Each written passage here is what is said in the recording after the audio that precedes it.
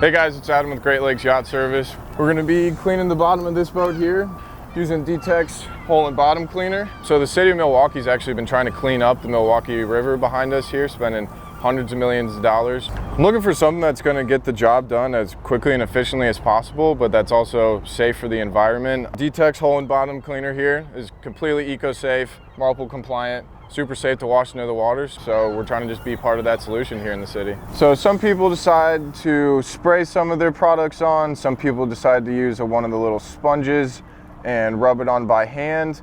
All right, so we're gonna be using the sponge today first. Just applying a little bit on the outside of this bottom paint here.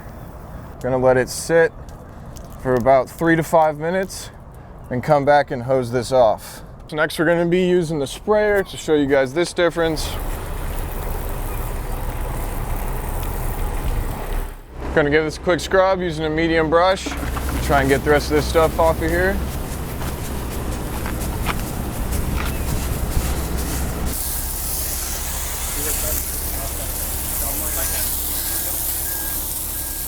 All right, so we just scrubbed off one coat of the bottom cleaner. You can see some of this stuff was caked on super thick.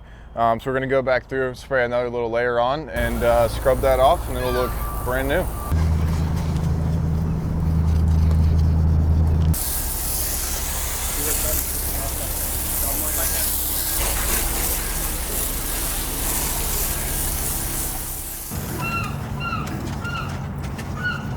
All right guys, you can see how dirty underneath this boat is. We're gonna spray a pretty thick coat of the hull and bottom cleaner on here. We're gonna let it dwell on there for about 3 to 4 minutes and we'll come back to it.